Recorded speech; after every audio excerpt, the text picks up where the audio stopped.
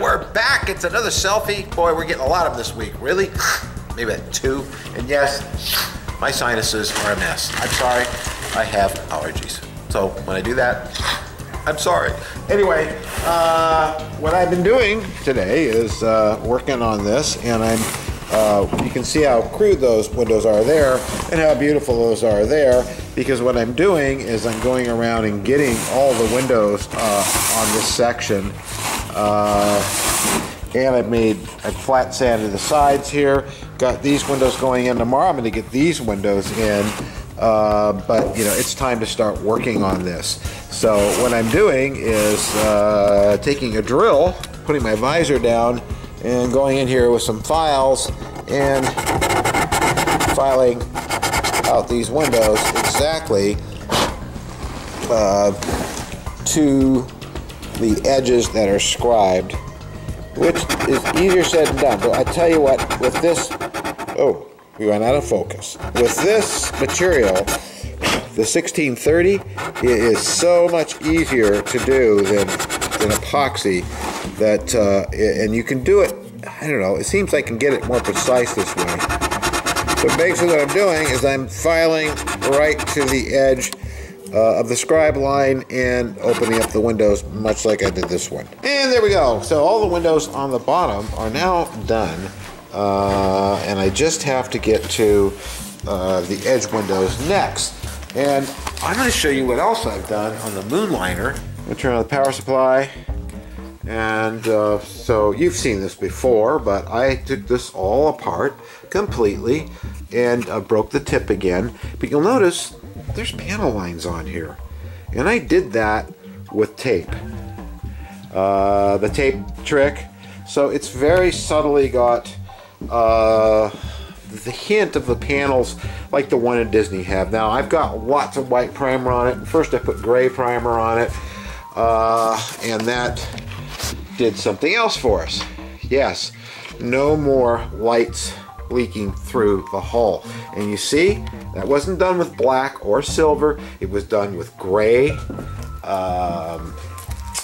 Rust-Oleum primer.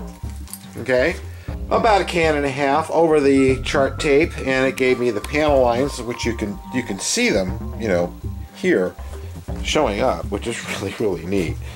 There's that shot some of you in my age group will remember. This has to, of course, be locked down, and I need to dim down that radar there, which is quite bright, but it's a good fit, and everything worked out really well. About 400 milliamps roughly at 12 volts, and that's the other thing too. I'm running this all at 12 volts, not 9 volts. So I'm really pleased how this is all looking. It's a big model. I mean, I'm clear back here against the bench. Just neat. So that's going to do it for the selfie for today. I know it was short. We didn't get to the Martian, but we will tomorrow. And more on the Enterprise for the Museum of Science Fiction in Washington. That's museumofsciencefiction.org. Go there, or B Square, and remember that we have a donation button on our webpage. You'll see it listed in the top at steveneilsgarage.com. And I want to thank all of you who have been donating to the build of this model, because it's very costly, and we're doing it for the museum for free. It's all nonprofit, and you're going to get your name on a plaque in that museum that says you were a contributor to this model being built. And we really appreciate that. And and as always, don't forget our store too, if you want to buy yourself a treat. See you tomorrow. And I almost forgot, I wanted to thank my good friend John Anderson and his lovely wife Denise for these. Thank you, John. Thank you, Denise, so much. You sent me 2 copies, which is really nice, so I can have one at home and one here. And when I see that Drexler guy, I'm going to get him to sign this, because that's really cool. I think Doug did another one in here too.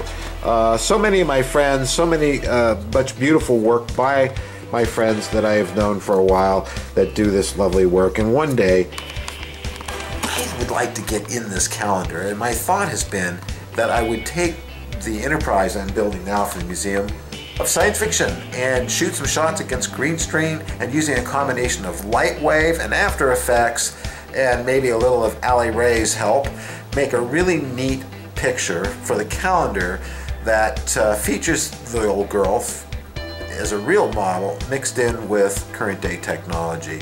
So we'll see how that goes. Doug, of course, has to agree for that, but I'm going to try it. We'll do it. Anyway, really, I'm gone.